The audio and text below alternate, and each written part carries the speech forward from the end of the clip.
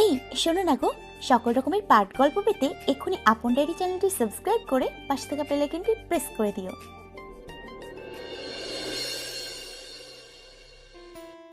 কোনো সমস্যা?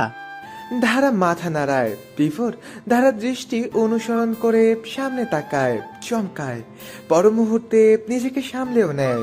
ধারার কপালে চুমু দিয়ে বলে, চিন্তা করো না, কিচ্ছু হবে না, সত্যি সব বলে দিও। ধারা জমে গিয়েছে ভয়ে, পায়ের নিচে ভূমিকম্প অনুভব করছে। বিভোর আলতো করে ধারার গালে থাপ্পড় দিয়ে বলে, এই পাগলি, ভয় পাচ্ছ কেন? যাও। ধারা নতজানু হয়ে এক পা করে হেঁটে আসে। সাফায়েত, সামিদ, শাফি দুহাতে জড়িয়ে ধরে কংগ্রাচুলেশন জানায়। ধারা সচকিত, ভাইরা স্বাভাবিক ব্যবহার করছে। এরপর শেখ আজিজুর ধারাকে বুকে টেনে নেন, মেয়ের কপালে চুমু দেন। ধারার কলিজা মুহূর্তেই ঠান্ডা হয়ে যায়। কতদিন পর বাবাইকে দেখা, বাবাইয়ের আদর খাওয়া। হেসে বাবাই বলে শক্ত করে জড়িয়ে ধরে। আজিজুর মেয়ের মাথায় হাত বুলিয়ে বলেন, যখন শুনলাম এভারেস্ট ঝড় উঠছে, কি হয়েছিল আমাদের জানিস বেটি? ধারা মিষ্টি করে হেসে বলে, কিছু হয়নি তো আমার, এই যে দেখো একদম সুস্থ। আজিজুর হেসে বলেন, দেখছি তো আমার বেটির কিছুই হয়নি, ফিরে এসেছে।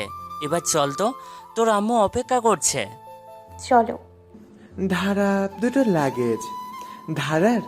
লাগেজ, একটি সামিত আর অন্যটি সাফায়াত নেয়। ধারা একবার পিছনে ফিরে তাকায়। বিভোর এখনো দাঁড়িয়ে আছে। ধারাকে তাকাতে দেখে হেসে হাত নাড়িয়ে বাই জানায়। এরপর সানগ্লাস পরে লাগেজ টেনে আবারও এগিয়ে যায়। ধারা তিব্বিয়া খাতুনকে দেখে চমকে যায়। শুকিয়ে কাঠ হয়ে গিয়েছে, চোখের নিচে কালি জমেছে। তার এত সুন্দর মায়ের এ কি অবস্থা! ধারা বড় বড় পা ফেলে তিব্বিয়া খাতুনের সামনে আসে। তিব্বিয়া ধারাকে দেখে স্তব্ধ হয়ে যান। সেকেন্ড কয়েক সময় নিয়ে মেয়েকে দেখেন। এরপর ধারাকে শক্ত করে জড়িয়ে ধরে হাউমাউ করে কেঁদে ওঠেন। ধারা বিস্ময়ের চরম পর্যায়ে। দিশারির ফোন কলে শুনেছে পরিবার সব জেনে গিয়েছে, অথচ তার পরিবারের কি স্বাভাবিক ব্যবহার। মায়ের কান্না শুনে ধারার বুক ভারী হয়ে আসে। তিবিয়া খাতুনের মুখতে দু হাতে তুলে ধরে আদুরে গলায় বলে, কাঁদছো কেন? ফিরেছি তো। তিব্বিয়া খাতুন ভেজা ঠোঁটে মেয়েকে চুমুতে চুমুতে ভরিয়ে দেন। একটা মাত্র মেয়ে ওনার, তিনটা ছেলের পর একটা মেয়ে হয়েছে। মেয়ের বড় শখ ছিল তিব্বিয়া খাতুনের, কিন্তু পরপর তিনটা ছেলে হয়। শেষদায় পড়ে কাঁদতে কাঁদতে একটা মেয়ে ঘর আলো করে ঘরে আসে। সেই মেয়ে নাকি মৃত্যুর মুখে ছিল। ভাবতেই এখনো বুকটা কেঁপে উঠি ওনার। তিব্বিয়া খাতুন বলেন, আর কোথাও যেতে দেবো না তোকে। ধারা হেসে মায়ের চোখের জল মুছে দিয়ে বলল, কোথাও আর যাবো না, কোথাও না। তিব্বিয়া খাতুন মেয়েকে জড়িয়ে ধরেন। ধারা খুশিতে ফুটছে। তার মা তাকে এত ভালোবাসে কখনো বুঝতেই পারেনি। সবসময় তর্ক ঝগড়াই শুধু হতো। মাইশা ও লিয়া এসে ধারাকে জড়িয়ে ধরে। আপনজন ফিরে আসায় সবার ঠোঁটেই তৃপ্তির হাসি। বাড়িতে ঢুকতেই সৈয়দ লায়লা হাউমাউ করে কাঁদতে কাঁদতে অজ্ঞান হয়ে যান। বিভোর কোলে করে রুমে নিয়ে আসে। ডাক্তার আসে। লায়লার প্রেশার হাই। সামিয়া যত্ন করে পানি ঢালে শাশুড়ির মাথায়। জ্ঞান ফিরতেই লায়লা ধরফরিয়ে উঠে বলেন, আমার ছেলে কই? বিভোর রুম থেকে দৌড়ে আসে। লায়লা সেলের হাত শক্ত করে ধরেন। ছেড়ে দিলেই যেন হারিয়ে যাবে। মায়ের পাগলামি দেখে বিভোর ভয় পেয়ে যায়। যখন খবরে দুর্যোগের কথা ছড়িয়ে পড়েছিল, না জানি মায়ের কি হয়েছিল। এই মুহূর্তে বিভোর সেসব কথা তোলার সাহস পেল না। লায়লা বেশ কিছুক্ষণ ছেলের হাত ধরে বসে থাকেন। শরীরে শক্তি আসতেই রান্নাঘরে ছুটেন। দুর্বল শরীর নিয়ে তিনি অনেক রান্না করেছেন। বিভোর ফিরছে শুনে নিজের রুমে আসার পথে বাদলের সাথে দেখা হয়। বাদল চিটাগাং ছিল, ফেরার কথা ছিল দুদিন পরে। সে আজই ফিরেছে। ঘেমে একাকার হওয়া শার্ট না খুলে আগে ভাইয়ের রুমের দিকে দৌড়ে আসে। বিভোরকে দেখে জড়িয়ে ধরে। বিভোরও জড়িয়ে ধরে। হেসে বলে, কেমন আছো ভাইয়া? বাদল বিভোরকে ছেড়ে অভিমানী গলায় বলল, কেমন আছো তাই না? বাদলের গলা কাঁপছে, চোখের কোণে জল চিকচিক করছে। বিফোর অনুসন্ধানী গলায় প্রশ্ন করলো। কাঁদছো ভাইয়া? বাদল ঠোঁট টিপে কান্না আটকায়, বিভোরকে আবার জড়িয়ে ধরে, বলে, কখনো বড় ভাইয়ের মতো শাসন করি না, তাই যাই ইচ্ছা করিস, তাই না? আরেকবার বলিস কোথাও যাওয়ার কথা, ঠ্যাং ভেঙে দেব। বিভোরের চোখের কোণে জল জমে, তা নিয়ে হেসে ফেলল। এরপর বাদলের পেটে ঘুষি দিয়ে বলে, যদি পারো ভাঙতে, যা বলবা তাই শুনবো। বাদল হেসে দেয়। বিভোর ভালো করেই জানে বাদল তাকে কখনো মারা তো দূরে থাক, ধমকও দিতে পারবে না। রাত 1টা, ধারার কল আসতেই বিভোর ঝাঁপিয়ে পড়ে ফোনের উপর, প্রশ্ন করে, কয়টা কল দিছি? মাত্র 55টা। মাত্র? ধারা হাসলো, বলল, রাগও কেন, সবার সাথে আড্ডা দিচ্ছিলাম, অনেকদিন পর আসছি তো, হই হুল্লোড় লেগে গেছে বাসায়। সে তো আমার বাসায়ও, তাই বলে পৌঁছে কল দিবা না? টেনশন হয় না? আচ্ছা সরি। তারপর কিছু বলছে? না বলেনি। অদ্ভুত। একদম স্বাভাবিক। সব জেনে গেল, আবার তোমার সাথে আমাকে দেখলো, তবুও কোনো রিয়েক্ট নেই, বুঝলাম না কিছু। কি জানি কি ফোন দিয়ে আটতেছে তোর বাপ ভাইরা। এভাবে বলছো কেন? হয়তো ওরা মেনে নিয়েছে। এত সোজা? ধারা সেকেন্ড 3 কিছু ভাবে, এরপর অন্যমনস্ক হয়ে বলে, ঝড়ের পূর্বাভাস পাচ্ছি। বিভোর দীর্ঘ নিঃশ্বাস ফেলে, যা স্পষ্ট শুনতে পায় ধারা। এরপর প্রবল আত্মবিশ্বাস নিয়ে বিভোর বলল, ঝড় তো একটা আসবে জানতাম, এবং প্রস্তুত আছে রোখার জন্য। তুমি শুধু সরে যেতে চেও না। ধারা কপাল কুঁচকে ফেলল, এরপর ব্যথিত গলায় বলল, তুমি ভাবতে পারলে আমি সরে যাব, তোমার সাথে থাকবো না? বিভোর বুঝে মুখ ফসকে সে ভুল কথা বলে ফেলেছে, পরিস্থিতি পাল্টাতে বলল, এভারেস্ট মিস করতেছি। ধারা পুলকিত হয়ে উঠল, বলে, যদি অনেক বিপদ ছিল, অনেক কষ্ট করতে হয়েছে, তবুও মিস করছি। এভারেস্ট নিয়ে আলোচনা চলে 2টো অবধি। বিভোর বলল, বুকটা শূন্য লাগছে। ধারা চাপা হাসে, বালিশ একটা বুকে জড়িয়ে ধরে বলে, কেন? কেনটা তুমি ভালো করেই জানো। বললে সমস্যা? আমি কিন্তু লাগামহীন কথা বলা শুরু করব, তখন কল কেটে দিও না। ধারা খিলখিল করে হেসে উঠল। দরজায় কেউ টোকা দিচ্ছে মনে হলো। ধারা গুড নাইট বলে কল কাটে। দরজা খুলতেই সাফি এসে রুমে ঢুকে। ধারা অবাক হয়, কিন্তু তা প্রকাশ করলো না। সাফি বলল, এদিক দিয়েই যাচ্ছিলাম, তোর গলা শুনে বুঝলাম ঘুমাসনি, তাই আসলাম একটু কথা বলতে। ধারা বলল, বসো। সাফি বিছানার এক পাশে বসে, ধারা সামনে। সাফি ধারার এক হাত মুঠোয় নিয়ে বলে, কাল দুপুরে 6 দিনের ট্যুরে যাচ্ছি, তাই আজই বলে ফেলি। ভাইয়ার বাবাইকে তোর আর বিভোরের কথা মেহের বলেছে। ধারা চমকায়।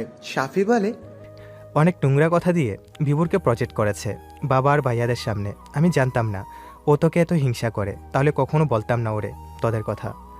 কথা বলতে বলতে সাফি মাথা নিচু করে ফেলে। ধারা বলে, একদিন না একদিন তো জানতোই সবাই, তাই জেনে গেছে বলে আমার সমস্যা নেই। বিভোরের নামে অনেক খারাপ কথা বলেছে শুনে খারাপ লাগতেছে, কিন্তু তার জন্য ভাইয়া তুমি কেন মাথা নিচু করছো? তবুও তুই বলা এক আর অন্যজন এসে রসিয়ে রসিয়ে বলা আরেক। ওর সাথে ব্রেকআপ হয়ে গেছে আমার। সে কি, আমার জন্য সম্পর্ক কেন শেষ করবা ভাইয়া? তুমি তো মেহের আপুকে খুব ভালোবাসো। যে মেয়ে বিয়ের আগে এমন করতে পারে, সে মেয়ে বিয়ের পর কি করবে ভেবেছিস? পরিবারের জন্য কিছু না হয় ত্যাগ করলাম, এবার ঘুমা, ফিরে এসেই তোর আবার বিয়ে দেব বিভোরের সাথে। সাফি উঠে দাঁড়ায় চলে যেতে। ধারা হাত ধরে আটকায়, বলে, বিয়ে করবে কবে? বয়স তো কম হলো না। ভেবেছিলাম তো তুই ফিরলেই করব। মেহের আপুকে আরেকটা সুযোগ দেওয়া যায় না? সাফি ম্লান হাসে, বলে, সেই কি আর আমার জন্য রয়েছে? নিউ বয়ফ্রেন্ড জুটিয়েছে। ধারা খুব বেশি চমকায়। মেহের মেয়েটা অহংকারী হিংসুটে হলেও সাফিকে অনেক ভালোবাসে, জানতো সে। সাফি ধারার কপালে চুমু দিয়ে বলে, গুড নাইট টুইঙ্কেল। ভাইয়া মিহিকে তোমার ছোট ভাবি করা যায় না? সাফি ঘুরে তাকায়। মিহি পাশের বাসার একটা বাচ্চা মেয়ে, যার বয়স সবেমাত্র 19। সাফি ছাদে গেলে সেও যেত। সাফিকে দেখার জন্য সারাক্ষণ বারান্দায় বসে থাকতো। সাফির গার্লফ্রেন্ড আছে শুনে ধারাকে জড়িয়ে ধরে সে কি কান্না। কাহিনীটা 1.5 বছর আগের।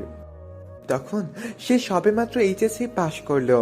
তবে ধারা মিহির আচরণে বুঝে এখনো সে সাফিকে চায়, অপেক্ষা করে কোনো এক দুর্ঘটনার, যে দুর্ঘটনায় সাফি তার হবে। দুদিন আগেই তো সাফির সাথে রাস্তায় দেখা হয় মিহির। মিহির দ্রুত তাস কেটে চলে যায়, চুল খোলা ছিল। সাফির নজরে আসে মিহির চুল কোমর অবধি লম্বা। এরপর থেকেই মাঝে মাঝে মিহি সাফির মনের মণিকোঠায় উকি দিচ্ছে, হয়তো ধারার ইচ্ছা পূরণ করতেই। সাফি মৃদু হাসে, এরপর ধারার মাথায় হাত রেখে বলে, খুব ভালো একটা জব হয়েছে আমার, খুব দ্রুত বিয়ে করার চেষ্টা করব। ধারা হাসে, সাফি চলে যায়। ধারার মনটা স্নিগ্ধতায় ভরে যায়। কেন জানি মনে হলো সাফি মিহিকে পছন্দ করে। সত্যি হলে ভালো হয়। বাপ মরা মেয়ে, বাসায় শুধু মা আর মেয়ে থাকে। মিহির অনেক ইচ্ছা একটা বড় পরিবারের। তাদের বাড়িতে বউ হয়ে আসলে তো খুশিতে মরেই যাবে সে। ধারা বিড়বিড় করে, আল্লাহ যা করেন ভালোর জন্যই। 5টা দিন কেটে যায়। পরিবারের সদস্যদের পরিবর্তন দেখলো না ধারা। বিফোর গতকাল ঢাকায় গেল, 2 দিনের মধ্যেই চলে আসবে। এরপরই নিজের বাসায় জানাবে সব এবং বিয়ের প্রস্তাবও আনবে। বিয়ে তো হয়েছেই, এবার একটু আনন্দ উৎসব হবে, এই আর কি। ধারা সবসময় আতঙ্কে থাকে, কখন না বাবাই তাকে ডাকে নালিশে বসে, যেখানে আসামি হবে সে। কথা সাজিয়ে নেয় কি কি বলবে, কিন্তু তেমন কিছুই হচ্ছে না। শুক্রবার সকালে ধারা বের হচ্ছিল, তখন শেখ আজিজুর তাকে ডাকেন। ড্রয়িং রুমে শামিদ, সাফায়েত, মাইশা, লিরা, তিব্বিয়া খাতুন আছে। ধারা ঢোক গিলে অবশেষে যাত্রা শুরু হতে চলেছে বোধ হয়। ধারা কাচুমাচু হয়ে সোফায় বসে, তার দিকে তাকিয়ে আছে 12টি চোখ। বাতাসে অস্বস্তি, বিভ্রান্তি সৃষ্টি হয়েছে যেন। শেখ আজিজুর শুরু করেন, তুমি বিভোরকে ভুলতে পারবে? আমাদের কথা শুনে ছাড়তে পারবে তাকে? যদি প্রশ্ন ওঠে কে বড়, বিভোর নাকি তোমার পরিবার, কার কথা বলবে? আর কাকে বেছে নেবে, কাকে ছাড়বে? অপশন নেই দুটিকেই পাওয়ার, ছাড়তে একজনকে হবেই। ধারা থতমত খেয়ে যায়। প্রশ্নগুলো এত জটিল, এত কঠিন। এমন প্রশ্নের মুখোমুখি যদি সে ছোটবেলায় হতো, তাহলে এসএসসি, এইচএসসি সহ সব পরীক্ষার প্রশ্ন তার কাছে সোজা মনে হতো। এসবের উত্তর তো সে সাজায়নি।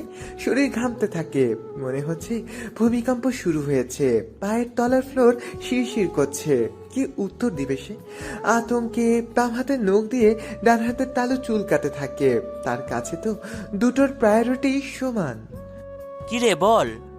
সাফায়েতের গলার স্বর শুনে কেঁপে উঠল ধারা। লিয়া ধারাকে আশ্বস্ত করে বলল, মনে যা আসে বলে দাও, ভয় পেও না।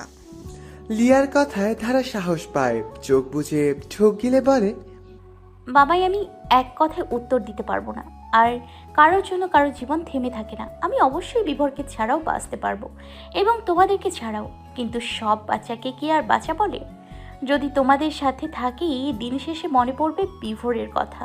আমাকে নিরাপত্তা দিয়েছে, ঝুঁকি নিয়ে খেয়াল রেখেছে, আমাকে ভালোবেসেছে, আমিও ভালোবাসি। তখন কি নিজেকে একা মনে হবে না? ভালোবাসার মানুষ তো সবার আছে। এই যে তুমি আম্মুকে ছাড়া থাকতে পারো বাবা? পারো না তো? আম্মু যেদিন নানা বাড়ি থাকে সেদিন দেখি তো কেমন ছটফট করো। বাবাই, তোমাদের সম্পর্কটা হয়তো অনেক দিনের, আমারটা অল্প দিনের, কিন্তু ভালোবাসার পরিমাণ কি আর বেশি দিন আর কম দিন দিয়ে মাপা যায়? যায় না তো। শামিদ ভাইয়া, সাফায়েত ভাইয়া, তোমরা যতই ভাবিদের সাথে খারাপ ব্যবহার করো, আমি দেখেছি ভাবিদের ছাড়া কেমন অচল হয়ে পড়ো। তোমরা তো বুঝবে আমাকে।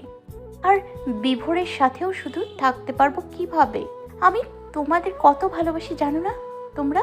তোমাদের একেবারে ছাড়ার কথা আমি ভাবতেও পারি না। তোমাদের ছাড়া আমি বিভোরের সাথে সুখী হব না। মা বাবা থাকতেও কোনো সন্তান এতিম সেজে থাকতে পারে? প্লিজ বোঝো একটু, আমি দুটোই চাই, প্লিজ বাবাই। উপস্থিত সবাই থমকে যায়। ধারা ফোপাচ্ছে। বড়দের সামনে নির্ভয়ে জটিলতা ছাড়াই কি সুন্দর করে বলে দিল ভালোবাসার কথা। কি অসাধারণ যুক্তি তার। শেখ আজিজুর দমে যাওয়ার পাত্র নন। তিনি খ্যাক করে গলা পরিষ্কার করে বলেন, ধারা, তুমি কি জানো বিভোরের ভাই তোমার ভাইকে আঘাত করেছিল? 2 দিন হসপিটালে ভর্তি ছিল তোমার ভাই। লিয়া কথার মাঝে ফোড়ন কাটল। সেটা তো বিভোরের দোষ না, সে তো ভালো। সাফায়েত কটমট করে তাকায় লিয়ার দিকে। লিয়া সাফায়েতের আগুন দৃষ্টি অগ্রাহ্য করে আবারও বলল, আর দোষ আপনার ছেলেরও ছিল বাবা, সে খুঁচিয়েছিল আর সেও আঘাত করেছে বিভোরের ভাইকে। শেখ আজিজুর ছেলের বউয়ের জবাবে বিরক্তিতে কপাল কুঁচকে ফেললেন। এরপর বললেন, তাছাড়া বিভোরের পরিবারের সবাই ধারাকে খুব নোংরা চোখে দেখে। ওই রকম পরিবারে কি করে দেব আমার মেয়েকে? ধারা আকুতি করে বলল, বাবাই বিশ্বাস করো, বিভোর থাকতে আমার কোনো অসম্মান হবে না। ও ওর পরিবারকে মানিয়ে নেবে। বাবাই, আমি বিভোরকে ভালোবাসি। ভাইয়া, আম্মু, আমি কতটা নির্লজ্জ হয়ে তোমাদের সামনে ভালোবাসার কথা বলতেছি, বোঝো একটু। একটা মেয়ে এভাবে বাবা মায়ের সামনে এসব কথা বলতে পারে না তো। আমি পারতেছি। কতটা অসহায় হয়ে বলতেছি, বোঝার চেষ্টা করো। আমি পরিবার আর বিভোর দুটোই চাই। ধারার আকুতির সামনে আজিজুর, সামিত, সাফায়েত দুর্বল হয়ে পড়ে। কোনোভাবেই ধারাকে কঠিনভাবে কিছু বলা যাচ্ছে না, মন মানছে না তাদের। যদি তারা এভারেস্টে না যেত তাহলে হয়তো পারতো, কিন্তু যখন সবাই শুনলো তারা এভারেস্ট থেকে আর ফিরবে না, তখন সবাই বুঝেছিল ধারা ছাড়া ওরা কেউ ভালো থাকবে না। ধারা সবার বুকের মধ্যেখানে বসে রয়েছে। হারানোর বেদনাটা কতটা কষ্টদায়ক বোঝা হয়ে গেছে তাদের। দিব্যা খাতুন করুণ স্বরে শেখ আজিজুরকে বলেন, মেয়েটা যা বলতেছে শোনো, কত কষ্ট করে বেঁচে ফিরেছে, কত যুদ্ধ করলো মৃত্যুর সাথে, এখনো কষ্ট পাবে কেন?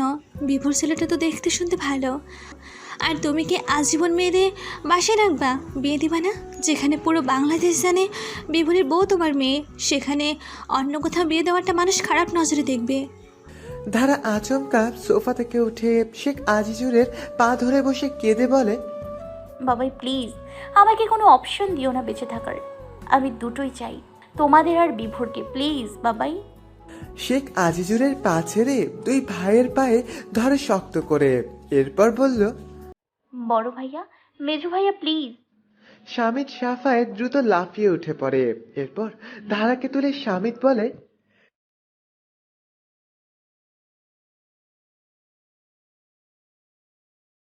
শেখ আজিজুর চিন্তায় মগ্ন। কি করবেন তিনি? বিভোরের পরিবারকে মানতে পারছেন না কিছুতেই। মেয়েকে পাঠাতেও মন সায় দিচ্ছে না। আবার মেয়েটা এত কাঁদছে, রিকোয়েস্ট করছে। তারই মধ্যে লিয়া বলল, শুনেন বাবা, আপনি হচ্ছেন মেয়ের বাপ, আপনি চাইলে জোর করে মেয়েকে তার স্বামীর থেকে দূরে রাখতে পারবেন, কিন্তু আমি না বলে পাচ্ছি না। বিচ্ছেদ সহ্য করতে না পেরে যদি আপনার মেয়ে সুইসাইড বেছে নেয়, তখন কি হবে?